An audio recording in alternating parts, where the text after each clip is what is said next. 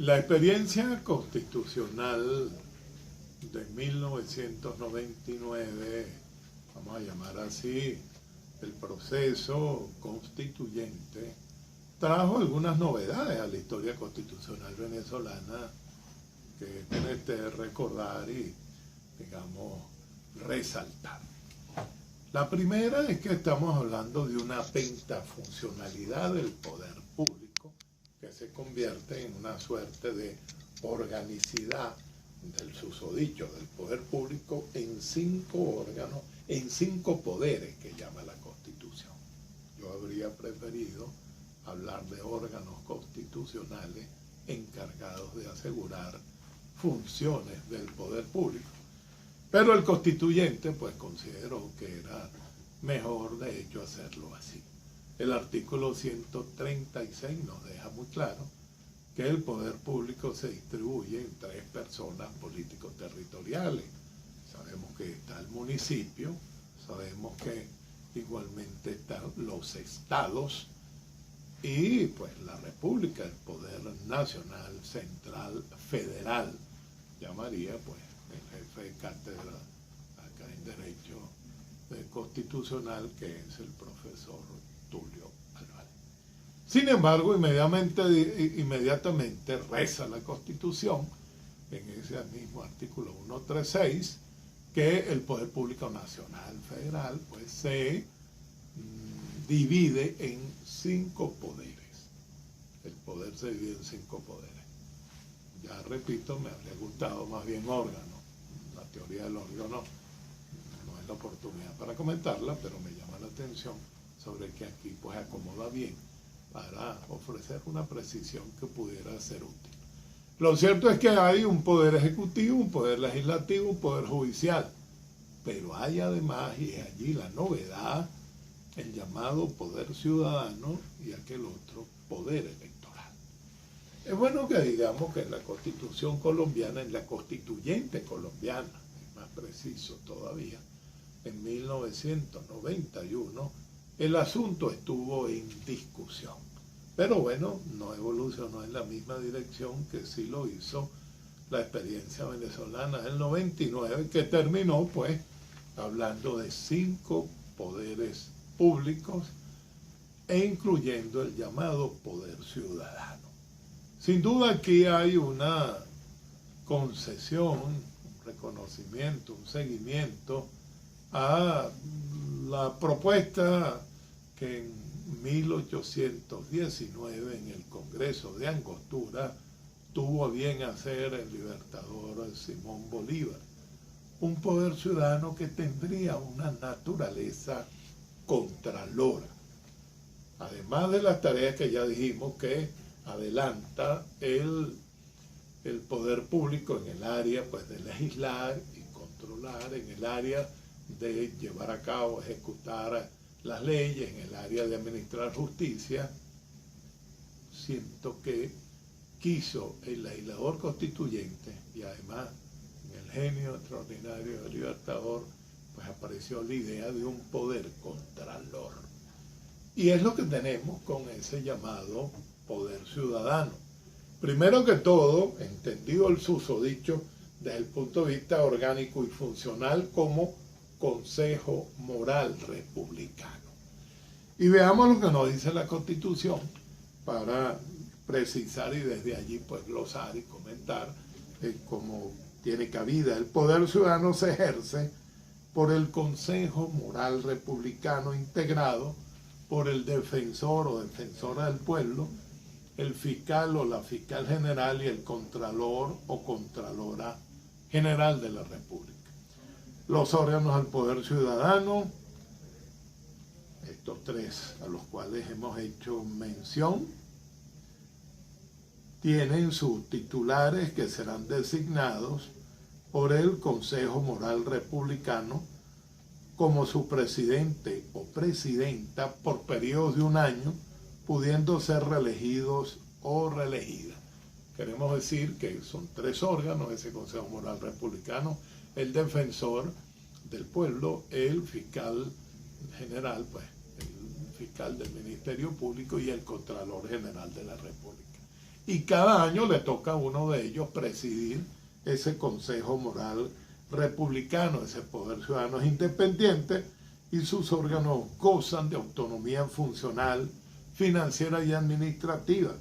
A tal efecto, dentro del presupuesto general del Estado se le asignará una partida anual variable. En fin, yo quiero más bien ir rápidamente a indicar en qué consiste, digamos, cuál es el espectro, cuál es la razón, la función, la pretensión que quiso el constituyente con ese órgano complejo que es el Consejo Moral Republicano, comprendido dentro de ese órgano que llamamos el Poder Ciudadano.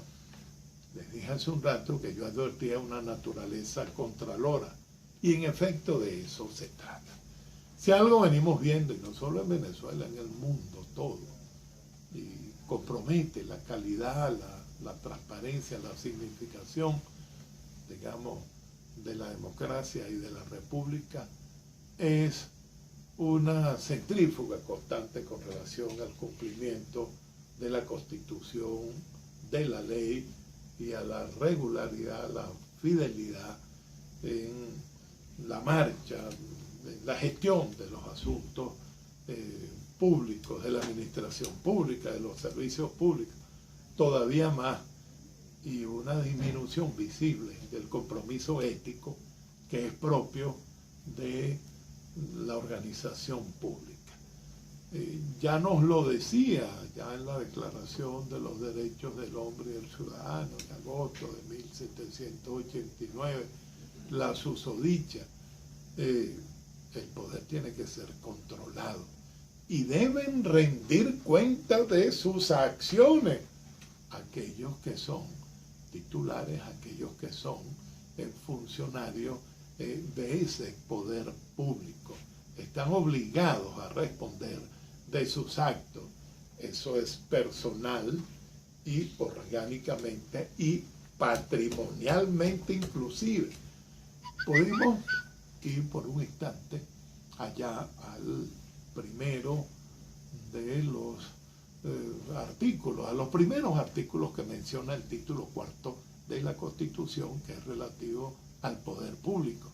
Y tenemos, rápidamente lo advierto, en el artículo 137, la precisión del llamado principio de la legalidad, y yo le agregaría, y principio de la competencia, que es uno de los pivotes esenciales y capitales sobre los cuales se articula ese concepto, digamos, singular y propio de la modernidad, y yo diría de la civilidad, que es el Estado de Derecho. En efecto, el artículo 137 reza: esta Constitución y la ley definen las atribuciones de los órganos que ejercen el poder público, a las cuales deben sujetarse las actividades que realicen. Hay un marco de actuación de los órganos del poder público que lo establece la Constitución y la ley, salvo las eventualidades que establecen un margen de discreción. Por lo general, como nos enseña ese célebre tratadista francés Gaston Yes, reciben una tarea los entes del poder público para actuar, que se llama la atribución de la competencia, que es la capacidad, nos dice Yes, de crear situaciones jurídicas que deriva del mandato de la ley. Esto es importante que lo anotemos, porque si es quebrantado, estamos en una situación en la que no se está cumpliendo el extremo. El Estado constitucional es un sistema, y si falla uno de los agentes que ofrecen sus prestaciones, ciertamente veremos nuestra constitucionalidad alterada y eventualmente contaminada. El otro elemento singular es la responsabilidad. El poder es responsable personalmente, pero además una actuación no consona con esas previsiones puede dar lugar a la nulidad. Todos estos elementos se combinan en dos canales. El uno, el contencioso administrativo, que vemos establecido ya en el 259 de la Constitución, como bien sabemos, y se puede anular una actuación pública que no sea consona pues con las previsiones constitucionales y legales. Tenemos también la previsión del título 8 de la Constitución y los controles judiciales sobre la misma, y sobre todo y finalmente una responsabilidad patrimonial. El Consejo Moral Republicano cuida de que eso se lleve a cabo en términos que sean cónsonos, se compadezcan con las previsiones constitucionales y legales, y si no está llamado a actuar y eventualmente a perseguir y a sancionar a aquellos que se desborden o simplemente se desvíen o se excedan o abusen del poder. Como decían los romanos, el abuso no es un uso, es corrupción.